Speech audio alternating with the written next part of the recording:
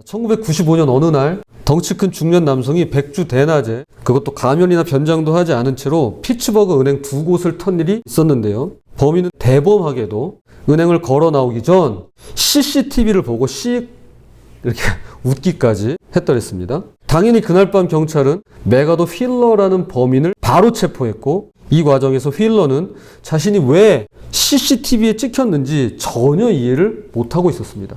여러분 혹시 레몬즙이 투명 잉크로 사용되는 것을 아시나요?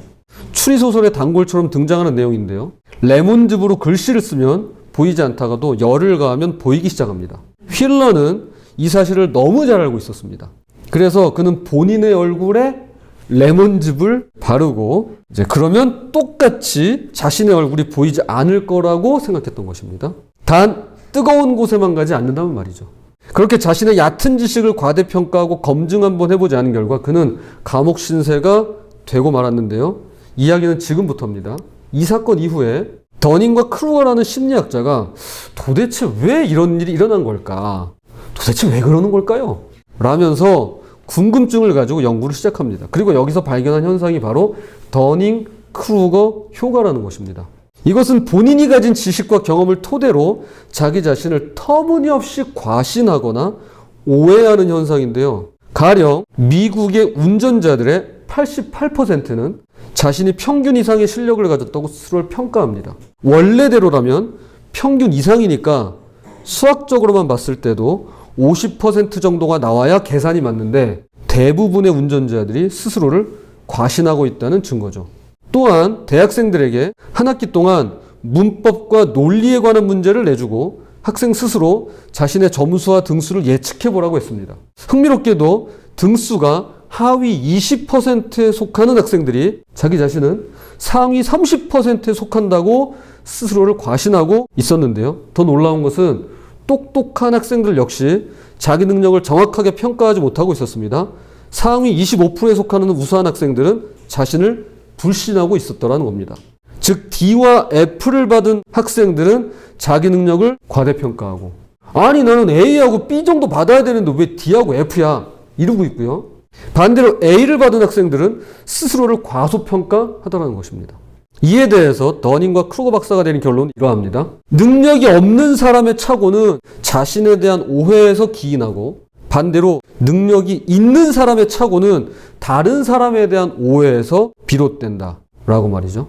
저는 여기서 말하는 두 가지 오해, 즉 나 자신에 대한 오해와 그리고 타인에 대한 오해가 사회 전반에 걸쳐 나타나고 있으며 특별히 신앙을 가진 그리스도인들에게서도 예외가 아니라고 보는데요. 이것이 바로 오늘 본문에서 발견되는 오해라고 할 수 있을 것 같습니다. 보라, 내 눈 속에 들보가 있는데 어찌하여 형제에게 말하기를 나로 내 눈 속에 있는 티를 빼게 하라 하겠느냐. 어떤 사람이 두 가지 오해를 하고 있습니다. 첫 번째는 본인 눈 속에 들보, 즉 크고 튼튼한 나무 널빤지가 들어있는데도 알아차리지 못한다는 것입니다.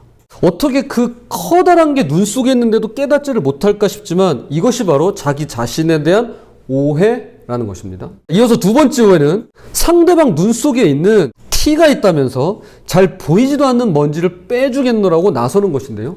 어떻게 그렇게 작디 작은 건 또 잘 볼까 싶지만 이것이 바로 상대방을 향한, 즉 타인에 대한 오해라 할 수 있는 것입니다. 어찌하여 형제의 눈 속에 있는 티는 보고 내 눈 속에 있는 들보는 깨닫지 못하느냐. 어찌하여 이 사람은, 어떻게 이 사람은 자기 자신에 대해서는 크게 착각을 하고 타인에 대해서는 단단히 오해를 하고 있는 걸까요? 자신의 커다란 과오는 깨닫지 못하면서 타인의 작은 흠은 과장시키고 본인은 평가절상하면서 뻔뻔하게도 타인은 평가절하시키고 있는 것일까요? 그런데 이것이 바로 우리가 쉽게 빠질 수 있는 오해라는 것입니다. 혹시 여러분 어떠신가요? 레몬즙을 얼굴에 바르고 은행을 털 정도는 아니겠지만 나도 모르게 자기 자신과 타인에 대하여 이런 두 가지 오해를 경험하신 적이 있으실까요? 적어도 저는 그러합니다. 저는 그렇습니다.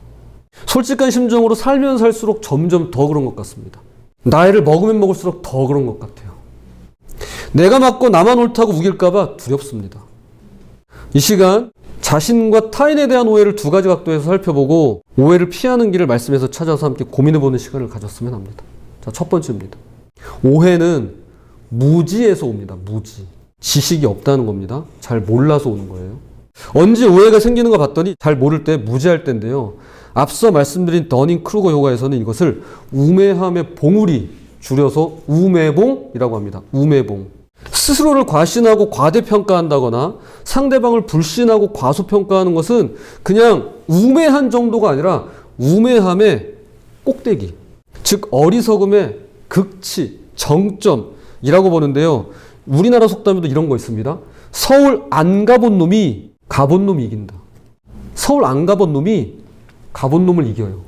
얄팍한 지식으로 전부를 아는 것처럼 우기니까 그런 거죠. 이것이 바로 우매봉입니다.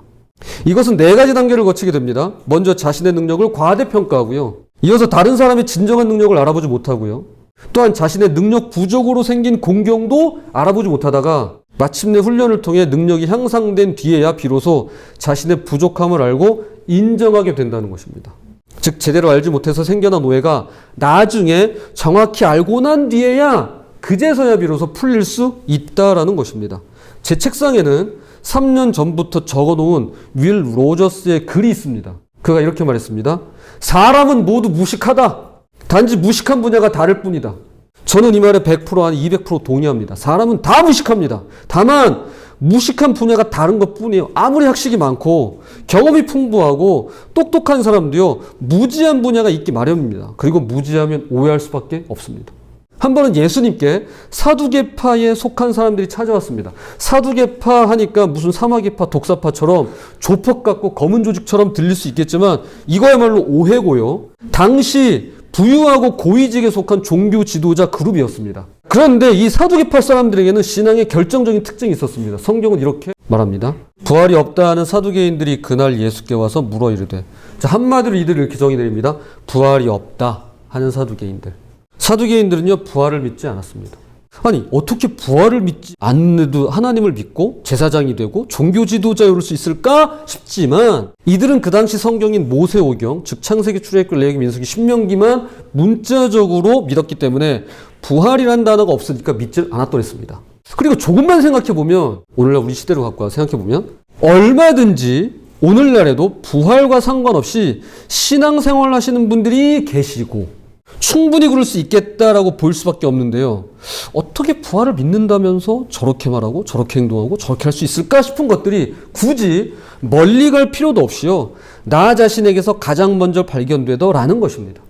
아니, 어떻게 부활을 믿는데 저렇게 말해? 어떻게 저렇게 행동해? 이런 것들 보이실 때 있잖아요. 근데 멀리 갈 필요 없습니다. 나 자신을 보면 압니다. 어쨌거나 사두개인들은 속으로든 겉으로든 부활은 없다라고 믿었으며 그들의 신학은 산무, 3가지가 없었는데요. 부활 없음, 천사 없음, 영생 없음이었습니다. 이는 사두개인은 부활도 없고 천사도 없고 영도 없다 하고, 자, 이런 신앙관을 가진 사두개인들이 찾아와서 예수님께 묻기를, 7형제가 있는데 계대 혼인법에 따라서 결혼한 장남이 죽으면서 형수가 둘째와 결혼했다는 것입니다. 자, 이게 이제 형사 취수라고 하는데요. 형이 사망하면서 동생이 형의 아내와 결혼하는 겁니다. 그런데 곧이어 둘째가 죽자 셋째와 결혼하고요. 얼마 못 가 셋째가 죽자 넷째와 결혼하고요. 자, 그렇게 막내까지 다 죽고 형의 아내까지 죽었다면 여기서 사두개인들이 질문하는 겁니다. 부활 때에 이렇게 첫째 아들부터 막내 7째 아들까지 다 결혼한 이 여인은 7 아들 중에 누구의 아내냐는 겁니다. 여러분, 누구의 아내일까요? 자, 예수님께서 이렇게 말씀하십니다. 예수께서 대답하여 이르시되 너희가 성경도 하나님의 능력도 알지 못하는 거로 오해하였도다. 당시 성경인 모세오경도 제대로 모르고 하나님의 능력도 알지 못하니 이 사두개인들이 오해하더라는 것입니다. 여러분, 모르면 오해합니다. 모르면 오해해요. 그런데 무지는요, 오해로만 끝나지 않고요, 오해가 살해로 이어질 수 있습니다. 오해가 살해가 돼요. 그들이 이런 일을 할 것은 아버지와 나를 알지 못함이라. 여기서 이런 일이란 예수님을 십자가에 못 박고 제자들을 출교시키고 즉 쫓아내고 죽일 거라는 말인데요. 하나님과 예수님을 알지 못하면 오해뿐 아니라 살해도 가능해지는 것입니다. 그 훌륭한 사도 바울도 예외가 아니었습니다. 내가 전에는 비방자요 박해자요 폭행자였으나 도리어 긍휼을 입은 것은 내가 믿지 아니할 때 알지 못하고 행하였음이라. 사도 바울 역시 믿음이 없고 무지했기 때문에 예수 믿는 자들을 박해하고 폭행하며 죽도록 미워한 끝에 결국 스데반이 죽도록 내버려 두기도 했더랬습니다. 특별히 우리 각자는 나 스스로에 관하여 정확히 알지 못할 때가 많은데요. 너희 몸은 너희가 하나님께로부터 받은 바 너희 가운데 계신 성령의 전인 줄을 알지 못하느냐. 너희는 너희 자신의 것이 아니라 값으로 산 것이 되었으니 그런즉 너희 몸으로 하나님께 영광을 돌리라. 우리 각자의 몸은 1차적으로 부모에게서 온 것이지만 성경적으로 그리고 근원적으로 보자면 하나님께로부터 받은 성령의 전입니다. 성령을 담는 그릇입니다. 이것에 대해서 무지하면 내 몸을 내 맘대로 하겠다는 말이 절로 나올 수 있습니다. 내 몸 내 건데 내 맘대로 하지? 이 말에 속지 마시기 바랍니다. 전제가 잘못됐어요. 또한 이렇게 써 있습니다. 값으로 산 것이니. 우리요 값이 있습니다. 그 값이란 나를 위해 지불하신 예수님의 핏값인데요. 그거에 대해서 무지하면 하나님의 영광과는 전혀 무관하게 살 수밖에 없다는 것입니다. 그러므로 우리가 무지에서 비롯되는 오해를 피하고자 한다면 먼저 인정해야 할 것이 있는데요. 나는 얼마든지 모를 수 있어. 아니, 모르는 게 많아. 그리고 언제든지 틀릴 수 있어. 아니, 틀릴 때가 더 많아. 그러나 나의 하나님은 이 모든 걸 알고 계셔 라고 하는 고백입니다. 교만한 지성보다는 겸손한 마음이 우리에게 더 많은 도움이 됩니다. 하나님 한 분만이 모든 것을 아십니다. 이것을 인정할 때까지 우리는 제대로 알고 있다고 할 수 없습니다. 하나님을 하나님으로 인정할 때 무지에서 벗어나 오해를 피할 수 있습니다. 왜냐하면 하나님 앞에서 내 말이 맞다고 내가 옳다고 우길 수 있는 사람은 아무도 없기 때문에, 한 사람도 없기 때문에 그러한데요. 심지어 그 위대한 욥조차도 마침내 본인이 틀렸다고 몰랐다고 인정할 수밖에 없었습니다. 부디 나를 부인하고 하나님을 인정하며 무지와 오해를 피하고 극복하는 우리 모두가 되기를 바랍니다. 자, 둘째로 오해는 무지에 이어서 무시에서 옵니다. 무시. 무지한 것도 오해를 부르지만요. 무시도 오해를 불러요. 오해는 무시에서 옵니다. 작년 10월 모 고등학교 4년차 선생님께서 받은 민원 중 하나를 소개합니다. 하루는 자주 지각하는 학생의 부모님에게서 전화가 왔답니다. 아이가 아침잠이 많아 정상 등교가 힘드니 입시에 차질이 생기지 않도록 지각 체크를 하지 말아달라는 요청이었습니다. 자, 여러분 어떻게 생각하시나요? 아침잠이 많아서 지각한 것으로 예외를 둘 수 있을까요? 물론 담임 선생님은 전교생이 동일한 규정을 적용하는데 한 학생에게만 특혜를 줄 수 없다며 늦을 땐 어쩔 수 없이 지각으로 처리할 수밖에 없다고 말씀을 드렸습니다. 그러자 이 학부모님은 우리 아이는 아침잠이 많은 것뿐인데 당신이 우리 아이 인생을 망쳐! 라고 하면서 교장실에 민원을 넣었다고 합니다.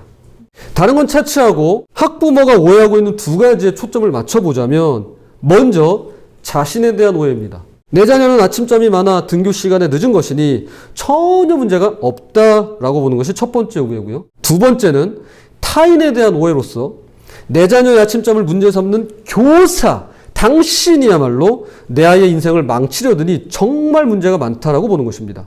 이 학부모의 말대로라면 아침잠이 많은 내 자녀는 문제가 없고 학칙으로 지각 처리하는 교사에게 문제가 있으니 학교장을 통해 징계를 요청하겠다는 것입니다. 즉 나의 눈에 있는 큼지막한 나무 토막은 내 알 바 아니고 있지도 않고 보이지도 않는 남의 눈에 있는 티끌은 어떻게든 찾아내서 빼내고야 말겠다는 논리입니다.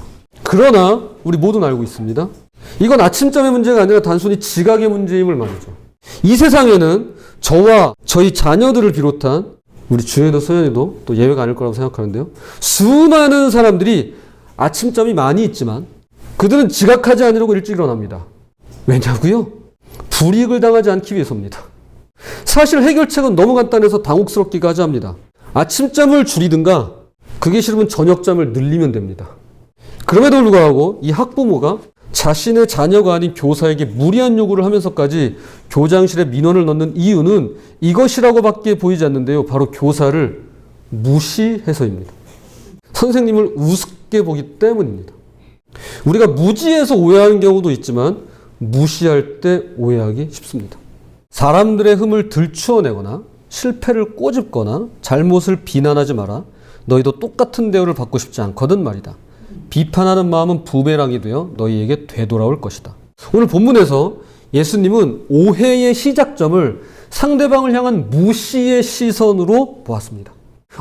너가 지금 무시하고 있잖아. 그게 바로 오해의 시작점이야 라고 말이죠. 사람을 깔보거나 업신여기며 무시할 때, 흠을 들추어내고 실패를 꼬집고 잘못을 비난할 때 우리는 봐야 할 것을 놓치고 서로를 오해할 수 있는 것입니다. 정도의 차이는 있겠지만 우리는 무시를 당할 때가 있습니다. 물론 예민하고 자존심이 센 분이시라면 그 느낌이 더 많이, 더 자주 일어날 수 있을 테지요. 그럴 때마다 주님의 긍휼과 평안이 함께 하시기를 바랍니다. 그럼에도 불구하고 저와 여러분은 무시를 당해도 싼 사람들이 아닙니다. 세상엔 무시당해도 되는 사람은 없습니다. 그런데 우리가 한 가지 오해하고 있는 것이 있는데요. 우리 자신도 그만큼 상대방을 무시할 때가 있다라는 것입니다. 너가 나를 무시해?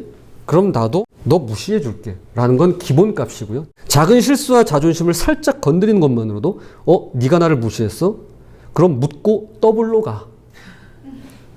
라면서 몇 배 이자를 너의 묵직한 무시를 날리기도 합니다. 오죽하면 팩트 체크라는 말도 있지만 그 이상의 이런 말 들어보셨나요? 팩폭, 팩트 폭격 또는 팩트 폭력이란 말이 있을까요? 우리는 팩트, 즉 사실관계만으로도 상대방을 무시할 수 있는 냉담한 세상에서 살고 있는지도 모를 일입니다. 이 사람이 마리아의 아들 목수가 아니냐, 야고보와 요셉과 유다와 시몬의 형제가 아니냐, 그 누이들이 우리와 함께 여기 있지 아니하냐 하고 예수를 배척한지라. 당시 종교 지도자들만 그런 거 아닙니다. 우리 같은 보통 서민들도 다를 바 없었습니다. 저 예수를 보니까 저거 마리아네 집 아들이네? 가만, 저 불과 며칠 전까지만 해도 저거 연장통 들고 다니던 그 꾀재재한 목수 아니야? 자, 그래서 어떻게 합니까? 무시합니다. 배척해요. 결국 오해하고 있는 것입니다. 그러나 예수님은 달랐습니다. 그 누구도 무시하지 않았습니다. 한 사람도 무시한 적 없습니다.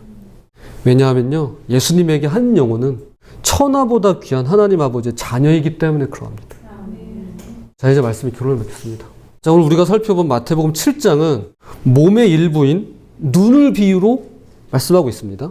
근데 마침 요한계시록에서도 이 눈에 관한 말씀을 찾을 수 있는데요.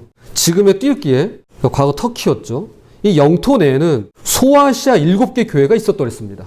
그 가운데 라오디게아 교회를 향해서 예수님께서 이런 말씀을 하신 적이 있습니다. 내가 말하기를 나는 부자라 부유하여 부족한 것이 없다 하나 내 곤고한 것과 가련한 것과 가난한 것과 눈먼 것과 벌거벗은 것을 알지 못하는도다.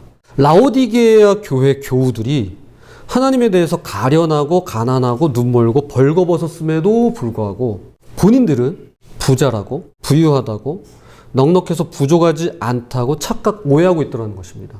이게요, 난 부자야 이게 아니라요, 이런 뜻이에요. 나는 괜찮은데? 난 지금 신앙생활 잘하고 있는데? 나 지금 하나님 잘 믿고 있는데? 나 이만하면 남들보다 괜찮은 거 아니야? 이제 그 이야기입니다. 그래서 예수님께서 다음과 같이 말씀하십니다. 나는 너가 이렇게 하기를 바란다. 나에게서 내 금을 사라. 불로 정련된 금이다. 그러면 너는 부자가 될 것이다. 나에게서 내 옷을 사라. 하늘에서 디자인된 옷이다. 너는 너무 오랫동안 거의 벌거벗은 채로 돌아다녔다. 내게서 내 눈에 바를 약을 사라. 볼 수 있도록, 정말로 볼 수 있도록 말이다. 자, 예수님께서 너 부자 아니야? 나한테서 금을 사야 돼? 너 지금 명품 걸친 거 아니야? 너 지금 벌거벗고 돌아다니는 거 너 모르지? 나한테서 의로움의 옷을 사야 돼. 하늘에서 디자인된 옷이야. 그리고 마지막으로 이렇게 얘기하십니다. 저는 이것을 영혼의 의사로서 우리 각 사람에게 주시는 예수님의 처방전으로 읽히는데요. 자, 이렇게 적혀 있습니다. 안약을 사서 눈에 넣어라. 안약을 사서 눈에 넣어라. 이 안약으로 말할 것 같으면 우리를 볼 수 있도록, 정말로 볼 수 있도록 해주는 안약입니다. 주님은 우리가 값을 치르고서라도 이 안약을 사 넣으라고 말씀하고 계십니다. 예수님과 전혀 어울리지 않는 단어를 고르라면 바로 무지와 무시일 것입니다. 예수님은 우리를 처음부터 끝까지 아셨고요. 저와 여러분을 천하보다 귀한 영혼으로 바라보고 계십니다. 그러니 그분에게는 무지도 무시도 발붙일 틈이 없고요. 그래서 예수님에게는 오해가 없으시며 처음부터 그 누구도 오해하지 않으십니다. 예수님은 안약을 넣을 필요도 없이 처음부터 우리를 그렇게 바라보고 계십니다. 그러나 우리에게는 이 안약이 절대적으로 필요합니다. 그것이 내 눈에 있는 들보는 못 보고 남의 눈에 있는 그 작디 작은 티끌은 볼 줄 아는 저와 여러분의 눈에 말이죠. 그럼 이 언약이란 도대체 뭘까요? 오늘 보면 마태복음 7장 1절에서 5절은 똑같이 누가복음 6장에도 나오는데요. 차이는 있지만 대동소이한 내용이 기록되어 있습니다. 이 한 구절을 제외하고 말이죠. 저는 이 한 구절이야말로 예수님께서 우리에게 말씀해주고 계시는 언약이라고 생각됩니다. 너희 아버지의 자비로우심 같이 너희도 자비로운 자가 되라. 혹시 자비가 어렵고 불교에서 주로 쓰이는 용어다 보니 멀게만 느껴진다면 메시지 성경에서 번역하고 있는 이 단어를 꼭 기억했으면 좋겠습니다. 이렇게 되어 있습니다. 우리 아버지께서 친절하시니 너희도 친절하여라. 친절을 꼭 기억했으면 좋겠습니다. 여러분, 무지해도요, 친절할 수 있습니다. 내가 무지하든 상대방이 무지하든 친절을 베풀 수 있습니다. 또한 무시하지 않으려면 무엇보다 친절해야 합니다. 친절하면 오해가 생기지 않습니다. 혹여나 오해가 있더라도 쉽게 풀릴 수 있습니다. 값을 주고 사라고 성경은 말씀하잖아요. 부디 비싼 값을 치르고서라도 서로에게 친절하신 말도 행동도 바라보는 눈빛도 하나님 아버지를 닮아서 친절을 잃지 않으시는 그런 저와 여러분이 되시기를 주님의 이름으로 부탁을 드립니다.